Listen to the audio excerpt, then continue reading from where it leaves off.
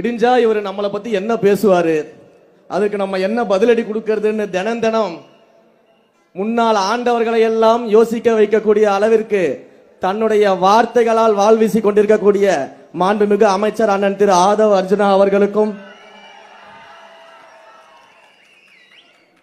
அரசியல் அனுபவம்னா என்னன்னு, வருங்கால தமிழகம் யார் கையில போக போகுதுன்னு முன்பே தொலைநோக்கு பார்வையோட தீர்மானித்து நம்மோடு இணைந்து நம்மை வழிநடத்தி கொண்டிருக்கக்கூடிய மாண்புமிகு அமைச்சர் அண்ணன் திரு செங்கோட்டையன் அவர்களுக்கும்,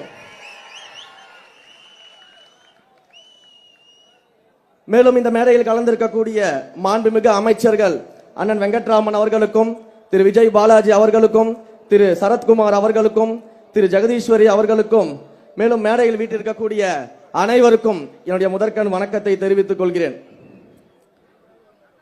அம்மா 3 நிமிஷத்துல இப்பத்துல இருந்து கால்குலேட் பண்ணிக்கோங்கம்மா.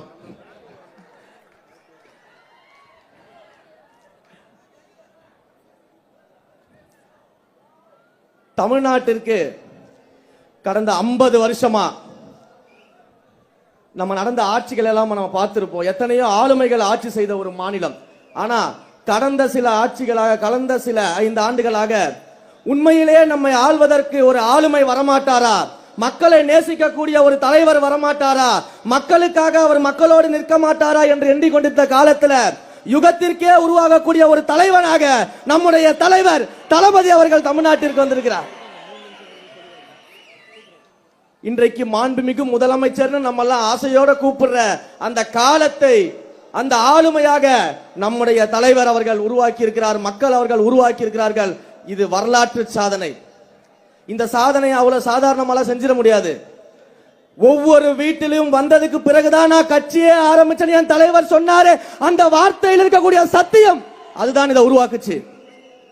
ரேஷன் கார்டுல மட்டும்தான் நம்முடைய முதலமைச்சர் பேர் இல்ல, ஆனா ஒவ்வொரு வீட்டிலும் அண்ணனா தம்பியா வீட்டுல ஒருவரா நம்முடைய முதலமைச்சர் அவர்கள் வாழ்ந்துகிட்டு இருக்கிறார்.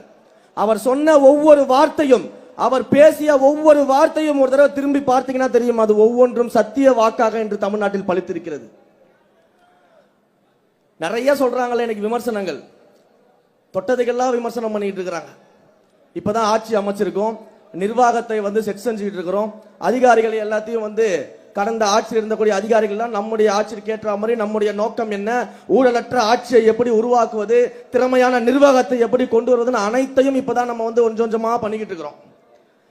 அதுக்குள்ள இதற்கு முன்னால் ஆண்ட கட்சியான திமுகவிற்கு என்னதான் நடந்துச்சுன்னு தெரியல. தினம் தினம் புலம்பிக்கிட்டு இருக்கிறாங்க, தினம் தினம் அழுதுகிட்டு இருக்கிறாங்க, மேடை ஏறினாலே அழுதுகிட்டு இருக்கிறாங்க. இதுல வேற